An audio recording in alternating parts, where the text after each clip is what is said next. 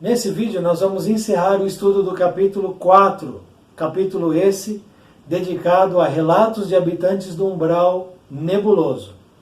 O item que vamos estudar é o número 7, chamado Abusadores da Beleza Física, e a história que vamos conhecer é a história de Natasha.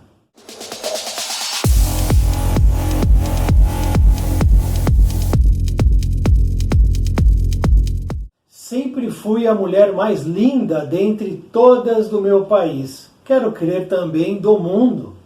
Tive aos meus pés os mais maravilhosos homens, poderosos e ricos. A paixão era um entrave para minha beleza ímpar, pois me equipararia às demais mulheres que se deixam dominar por homens. Eu não. O sexo masculino é um aproveitador, é um egoísta e materialista. Sabendo disso, desde cedo abominei o casamento que assustou meus pais e irmãos, mas fui honesta. Cuidei-me a partir da infância e devo dizer que minha mãe, frustrada por ter se casado, engordado e perdido a beleza vital, incentivava-me. Natasha pegava um pedaço de ramo enterrado parcialmente na areia, limpava-o, sacudia-o e passava pelos cabelos grudados em uma só massa, acreditando poder penteá-los. Cabelos lisos e brilhantes a qualquer hora do dia era o meu lema. Olhos profundamente azuis e um bronzeado que os realçava, tal qual a moldura de um lindo quadro de arte faziam parte do meu perfil. Esta era eu, imersa num corpo perfeito, dedos das mãos e dos pés em equilíbrio, limpos e esmaltados. Enquanto narrava a sua existência terrena, ela desfilava de um lado para outro como se estivesse em uma passarela, mas naquela escuridão ninguém sequer a via direito. Esmigalhei homens, apertando seus corações por vezes até a morte. Deles retirei tudo o que queria. A instituição da família sempre foi um descompasso diante da beleza individual de cada um. Um atraso verdadeiro, que somente pode se juntar à fé em Deus. Que Deus? O Deus da beleza? Pois estou aqui linda e rica para provar a tolice da crença e da religião. Vultos sinistros passavam de um lado para outro e riam-se do que ouviam, mas Natasha continuava. O meu perfil coloca-me acima de outras pessoas, e isto não é obra de ninguém, mas da genética de meus próprios pais. Observem os filhos dos serviçais, nascidos feios e embrutecidos. Culpa de quem? Dos seus horrendos pais, que se mesclaram para produzir essa catástrofe. Acredito apenas na genética e admiro as pessoas bonitas, desprezando sim as feias. Lutei muito para chegar à perfeição de uma mulher adulta, bela, perfeita em seus atributos e passível de transtornar qualquer homem que se aproximasse. Fui uma dama a vida toda. Agora, encontro-me distante da beleza porque sei o quanto incomodava e rebaixava as que se achavam lindas. É passageiro. Dizem por aqui que eu estou morta. Dou risadas, pois continuo a me ver linda e provocando os ares de ciúmes e inveja de sempre.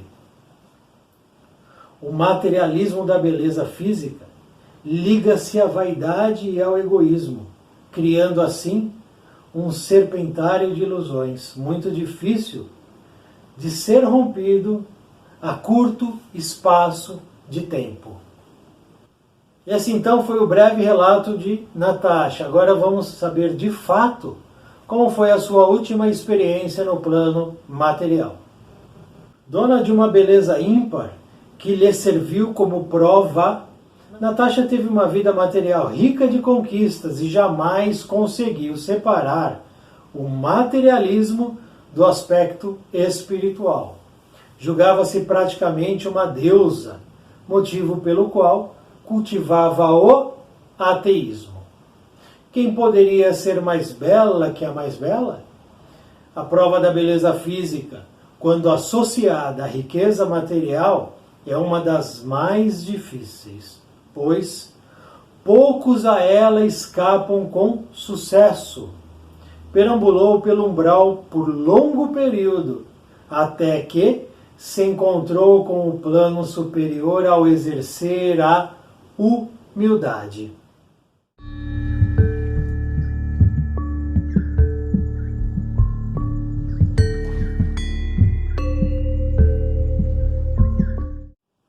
Daí a história de Natasha, história essa que encerra o capítulo 4, capítulo esse dedicado a relatos de habitantes do umbral nebuloso. No próximo vídeo, na sequência, vamos abrir o capítulo 5, com relatos de habitantes do umbral denso, uma outra faixa de vibração em região umbralina. Vamos entender que nessa região os habitantes cometeram erros muito mais graves e as quedas foram maiores. Mas isso no próximo vídeo. Nesse aqui estamos no item 7 do capítulo 4. O último item. Abusadores da beleza física. Então nós já estudamos 6 outros itens. Estudamos acumuladores de riqueza, abusadores do sexo, abusadores da alimentação, os desonestos, suicidas inconscientes, os ateus. Foram 6 itens antes desse. E a pergunta então é a seguinte: qual é o proveito que eu tenho tirado de todas essas histórias reais, verdadeiras, que aconteceram agorinha?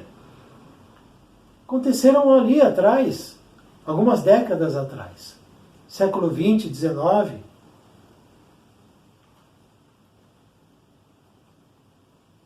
Passaram já mais de uma dezena de personagens pelos nossos estudos mesmo. E o que eu tenho feito com tudo isso?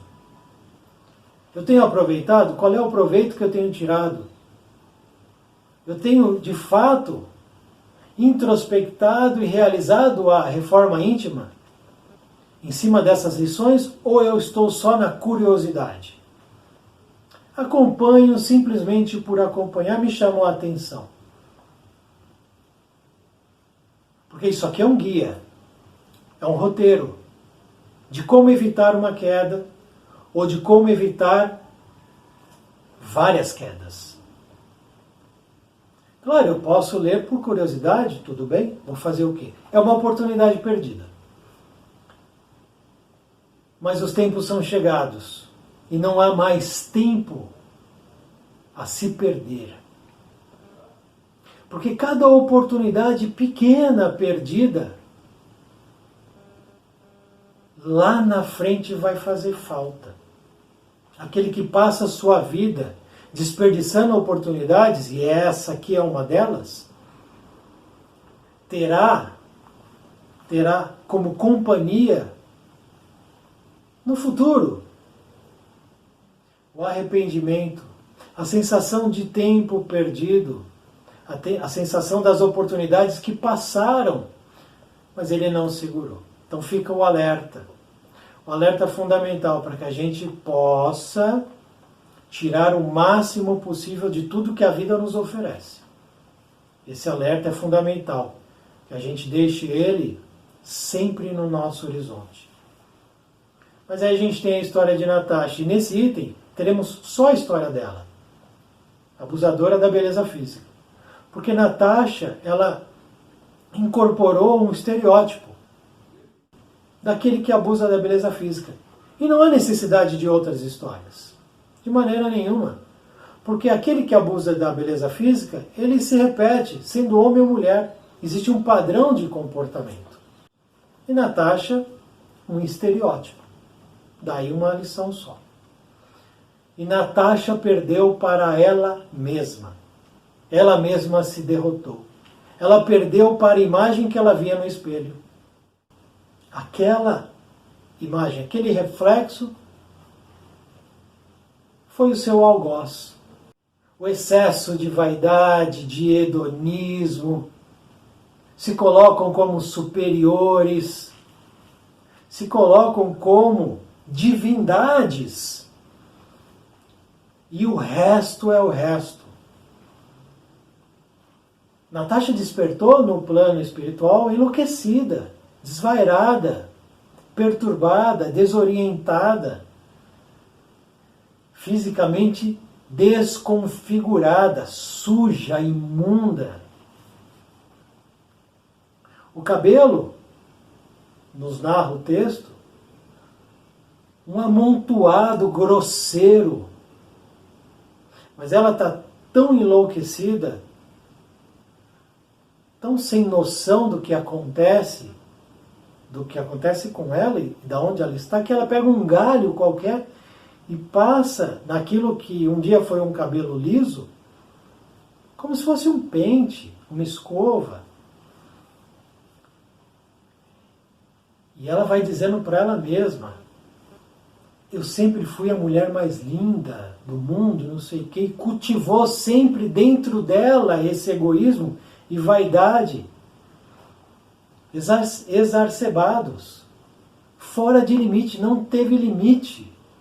A vaidade, ela não é um equívoco, desde que não se perca o limite da vaidade.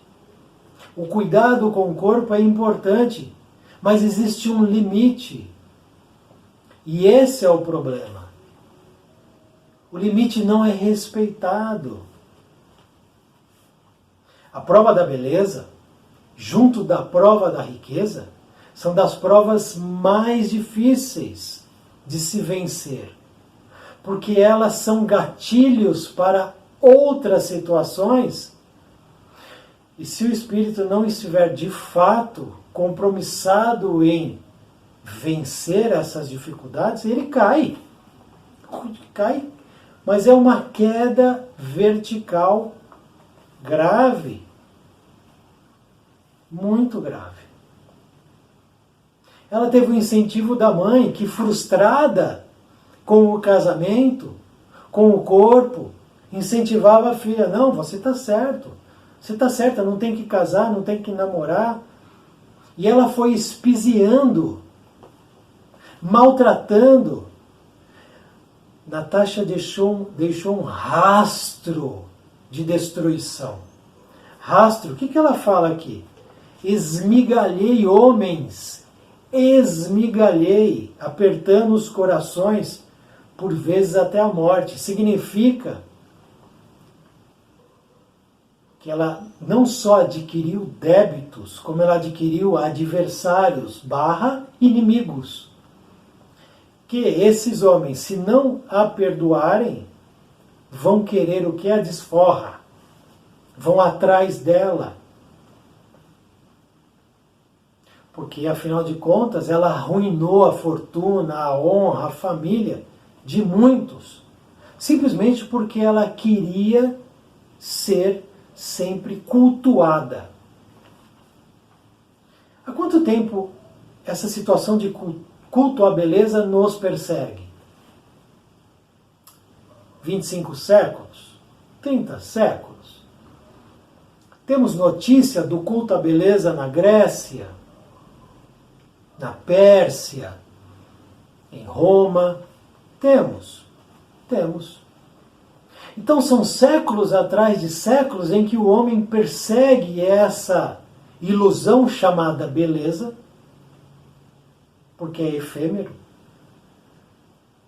multiplicando suas quedas, e aí entrando no ciclo das reencarnações. Muitos conseguem despertar, muitos ainda não, e continuam nesse ciclo. O texto nos diz: o materialismo da beleza física liga-se ao quê? À vaidade e ao egoísmo. O materialismo da beleza física é o gatilho para a vaidade, para o egoísmo. E cria o quê? Ele diz aqui, um serpentário de ilusões. vive num mundo de ilusão, porque a morte nivela todo mundo. A beleza física que hoje é ostentada por aquele homem ou por aquela mulher vai se tornar um amontoado de ossos em breve tempo. E o que fica é o que? A essência, é o espírito.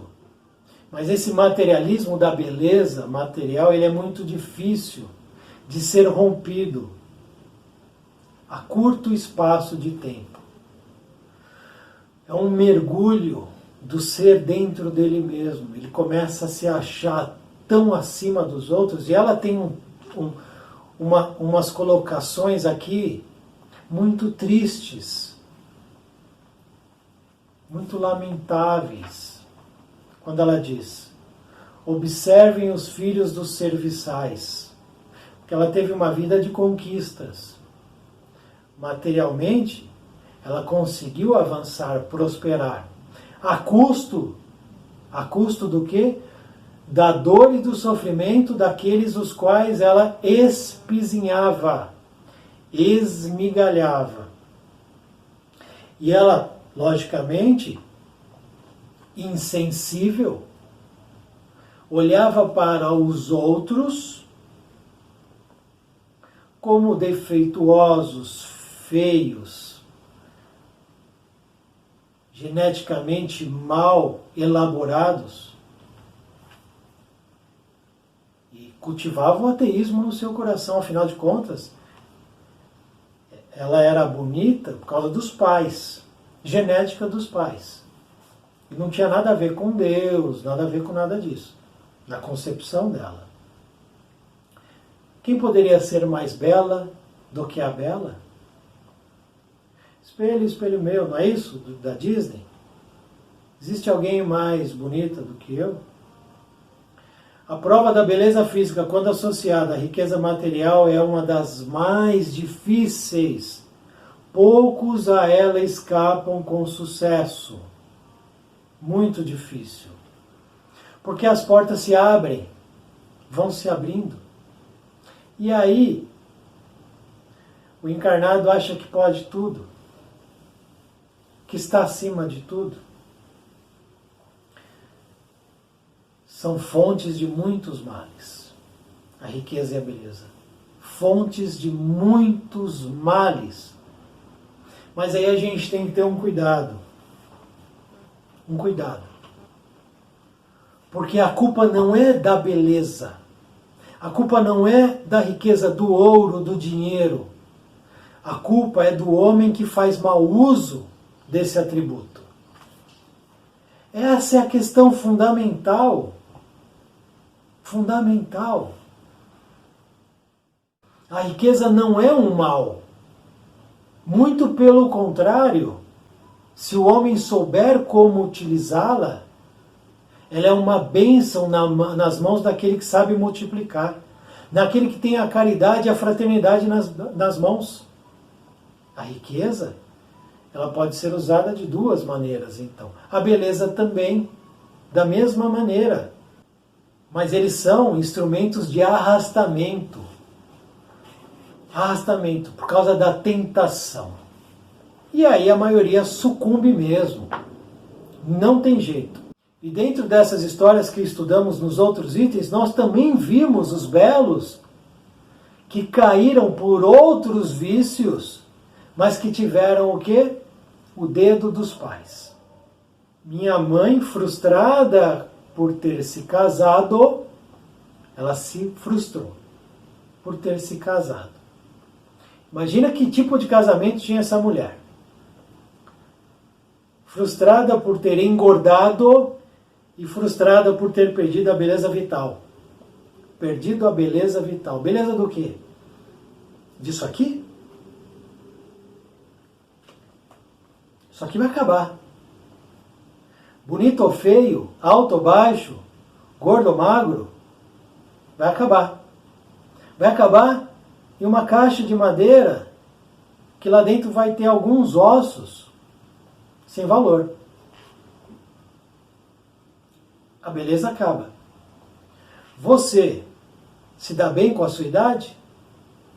Você tem sabido entender o processo que o tempo nos traz? A gente sabe envelhecer ou não? Ou nós somos escravos das cirurgias plásticas? Que o Brasil é um dos primeiros, se não for o primeiro, em cirurgias plásticas. Qual o motivo disso? Qual o motivo disso? Porque uma coisa é uma cirurgia plástica na qual vai haver um reajuste, uma reorganização, uma reconstrução. Essa é a beleza da medicina. Dar dignidade a alguém que de repente tenha perdido por algum fator. Isso é uma bênção, isso é uma maravilha. Mas não é dessa que eu estou falando. É a da vaidade. Porque eu tenho que ter o seio X, o nariz Y. Então nós vamos envelhecer direito, naturalmente, ou escravos dos cremes, das pílulas, das academias, das cirurgias plásticas, do não sei que facial, que eu já nem lembro o nome, que a pessoa faz, depois desfaz, botox, silicones. Porque a vaidade é importante, o cuidado do corpo é importante, mas tem limite. Tem limite? Ou não tem limite? Ou eu estou falando bobagem? Ou é natural uma menina de 16, 17 anos querer colocar silicone? É natural isso? Com 16, com 15, com 14, com 18 já almejar uma cirurgia de nariz? Achando que é defeituosa? Porque a mulher tem que ter um padrão? Porque o homem tem que ter um padrão? E vamos mergulhando dentro desses estereótipos ridículos, fugazes, enterrando o que é importante e cultivando uma materialidade absolutamente desnecessária. A vaidade é importante? Tem um limite. A vaidade, ela funciona para que a gente se sinta bem. E ninguém pode culpar um homem ou uma mulher para fazer uma cirurgia porque ele quer melhorar um ponto ou uma situação. Não. Não é essa a questão. A questão é o exagero, é a busca pela perfeição que não existe, é a busca frenética por um padrão, por se encaixar em um padrão sem nenhum sentido. E aí eu vou nesse ciclo, esquecendo o que é mais importante, o espírito é mais importante que a matéria. Natasha deixou um rastro de destruição em sua caminhada. Pergunto a você, você tem deixado um rastro de destruição na sua caminhada? Ela deixou. Vamos à fala dela. Esmigalhei homens, apertando os seus corações, às vezes até a morte. Esmigalhei, ela espizinhou, ela destruiu vidas, apenas para, deles tirei tudo o que queria. Deles tirei tudo o que queria.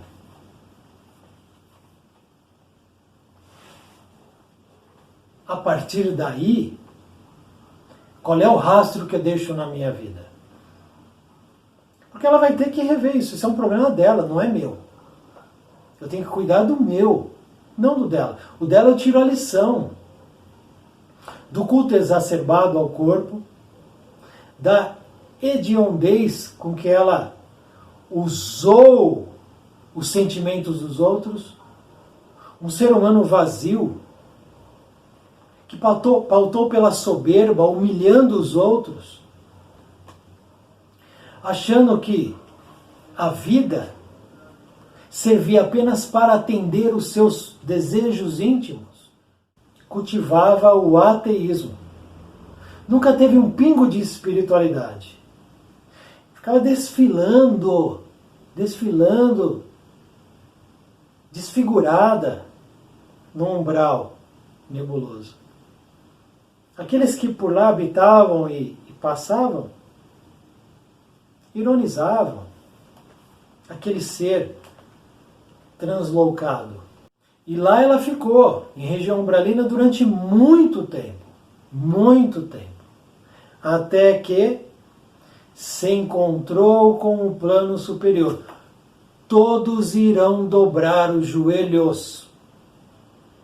Todos irão dobrar os joelhos. Caifás,